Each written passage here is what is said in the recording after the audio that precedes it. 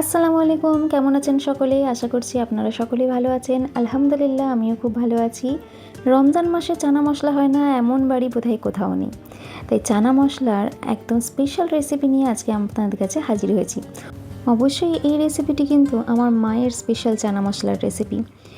মা কিন্তু রোজা মাসে চানা মশলার দায়িত্বটা আমাকেই দিত, বলে দিত অবশ্য কীভাবে বানাতে হবে।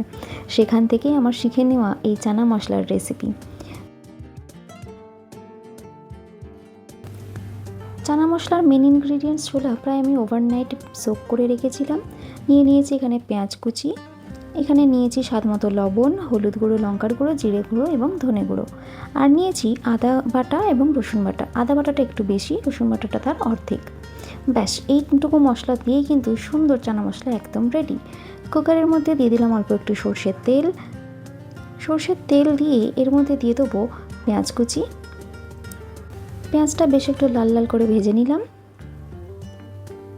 দেখুন কি সুন্দর কালার হয়ে গেছে পেঁয়াজের। এরপর এর মধ্যে আমি অ্যাড করে দেবো ভিজিয়ে রাখা ছোলা।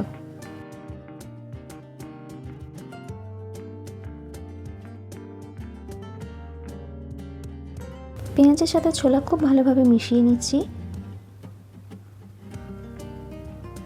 ছোলাটা যেই মুহূর্তে একটু ভাজা ভাজা হয়ে যাবে দিয়ে দিচ্ছি আদা বাটা, রসুন বাটা। আবারও ভালোভাবে সব কিছু মিশিয়ে নিচ্ছি।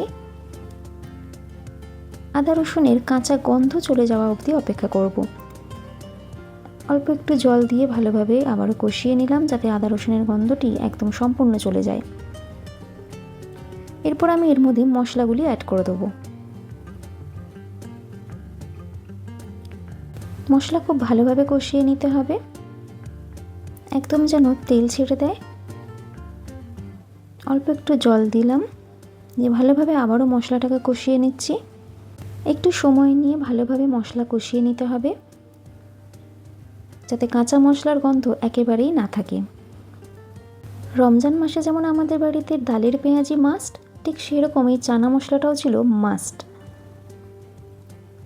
এই যে দেখুন খুব সুন্দর করে মশলা কিন্তু কষানো হয়ে গেছে, কালারটা কত সুন্দর এসেছে। এরপর আমি এতে খুব সামান্য পরিমাণেই জল দেবো, জাস্ট খুন্তি ধোয়া জলটুকুই দিলাম। এরপর 4টি হুইসেল হওয়া অবধি অপেক্ষা করব যাতে ছোলা খুব সুন্দরভাবে সেদ্ধ হয়ে যায়। ছোলা সেদ্ধ আমার হয়ে গেছে, আমি একটা আপনাদেরকে ভেঙে দেখাচ্ছি কত সুন্দর সফট হয়ে গেছে ছোলা। দেখতে পাচ্ছেন হাতে কিন্তু অনায়াসে ভেঙে যাচ্ছে।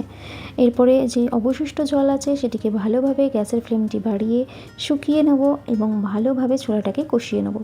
ছোলা কষানো কিন্তু খুব সুন্দরভাবে হয়ে গেছে, তেলও ছেড়ে দিয়েছে, কালারটা দেখুন কত অপূর্ব এসেছে। এরপর ওপর থেকে জাস্ট ধনেপাতা ছড়িয়ে শসা আর পেঁয়াজ দিয়ে লেবু দিয়ে পরিবেশন করুন গরম গরম চানা মশলা। রমজান মাসের এটা একেবারে স্পেশাল। প্রতিটা বাড়িতেই প্রায় এই চানা মশলা কিন্তু হবেই, তাই না? আপনাদের বাড়িতে চানা মশলা হয় কি না আমাকে কিন্তু কমেন্টে জানাতে ভুলবেন না।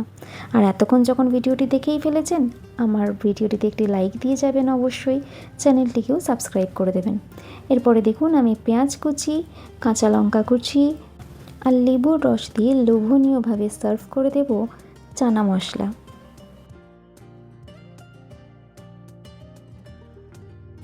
আশা করছি আপনাদের এই ভিডিওটি ভালো লেগেছে।